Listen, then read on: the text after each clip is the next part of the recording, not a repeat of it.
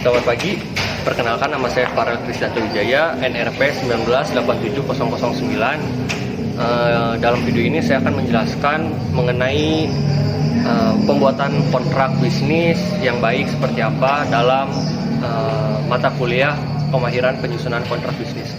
Dalam penyusunan kontrak perlu kita ketahui ada beberapa pasal atau asas-asas yang perlu diperhatikan oleh kita. Yang pertama, pasal 1338 KUH Perdata, di mana pada intinya maknanya semua pihak, para pihak dapat membuat kontrak sebagaimana kesepakatan mereka, dan kontrak tersebut atau perjanjian tersebut menjadi undang-undang atau hukum yang mengikat bagi para pihak. Sehingga dalam hal ini ada kebebasan dari para pihak untuk membuat perjanjian.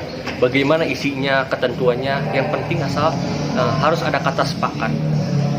Dan juga perlu ditekankan mengenai syarat sah perjanjian pasal 1330, di mana syarat sah perjanjian itu nomor satu yaitu kesepakatan, yang kedua ada kecakapan, yang ketiga ada suatu hal tertentu, dan keempat sebab yang halal. Nah, dalam pembuatan kontrak pasal 1320 ini tidak boleh disimpangi. Apabila disimpangi itu akan berdampak pada batalnya suatu perjanjian. Kemudian selain itu yang perlu kita ketahui dan pelajari juga yaitu mengenai anatomi perjanjian. Bagaimana aja struktur membuat kontrak atau perjanjian tersebut.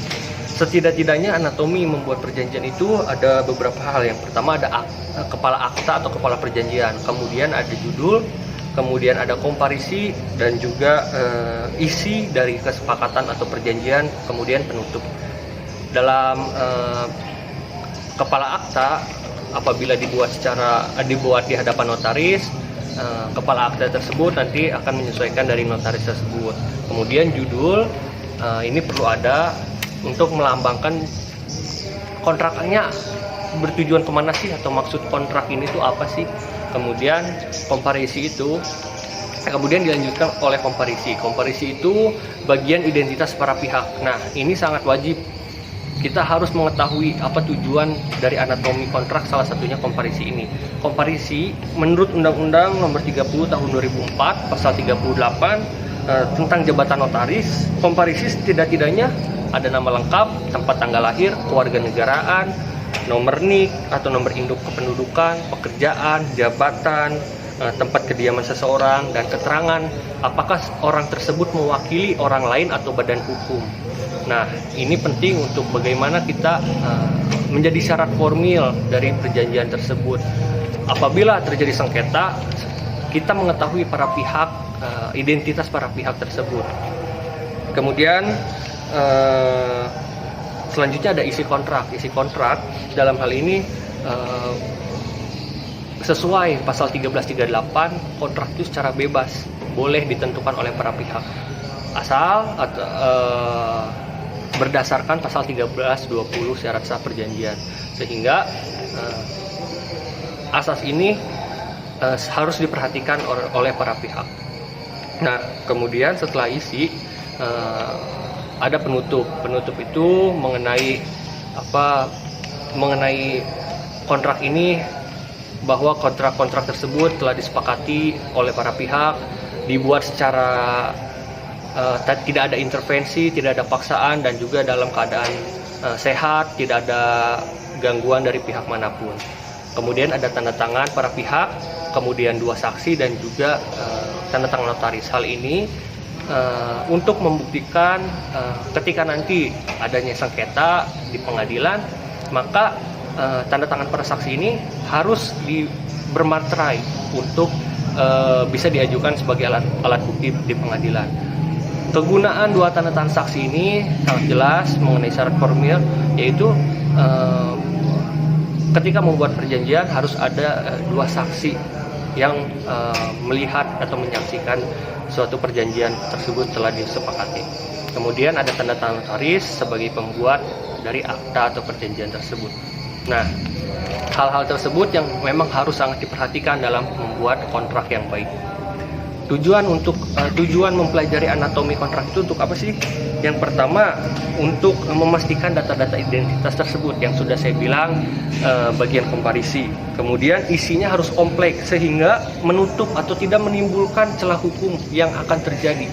Sehingga dalam hal ini notaris harus membuat bagaimana kata-kata hukumnya, kemudian kemungkinan celah yang mungkin terjadi, maka notaris tersebut harus membuat akta tersebut tidak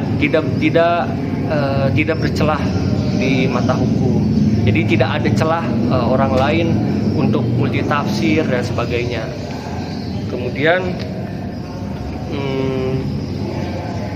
Kemudian anatomi terakhir itu penutup untuk memastikan bahwa kontrak tersebut telah disepakati oleh para pihak. Udah. Nah, selanjutnya dalam suatu perjanjian ada kemungkinan yang terjadi mengenai kerugian yang dialami oleh para pihak, baik itu kerugian secara material atau kerugian manfaat yang timbul. Nah, dalam hal ini ada suatu asas atau suatu aturan di sistem hukum common law seperti Amerika mengenai loss benefit of the bargain. Nah, artinya apa sih? Artinya adalah suatu peraturan yang memberi kesempatan kepada suatu pihak untuk menggugat kerugian sejumlah manfaat yang harus didapat tersebut telah hilang. Nah, itu syaratnya suatu manfaat yang harusnya didapat tetapi telah hilang sehingga para pihak tersebut mengalami kerugian.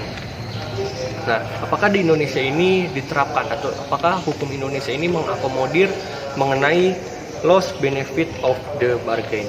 Menurut saya, hukum di Indonesia melalui KUH Perdata mengakomodir asas atau ketentuan tersebut. Hanya saja di Indonesia itu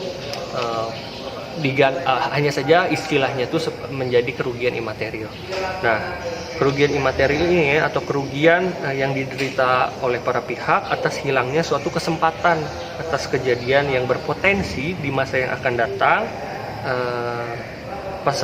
Hal tersebut diatur dalam pasal 1243 KUH Perdata yang berbunyi penggantian biaya, kerugian dan bunga karena tak dipenuhinya suatu perikatan mulai diwajibkan bila debitur walaupun telah dinyatakan lalai tetap lalai untuk memenuhi perikatan tersebut. Nah, caranya kerugian tersebut akan ditaksir oleh para pihak mengenai berapa sih yang dirugikannya, itu harus dituangkan dalam gugatan imaterial secara detail. Kemudian nanti hakim yang menentukan apakah hakim mengabulkan gugatan imaterial seluruh totalnya atau sebagian atau bahkan tidak dikabulkan.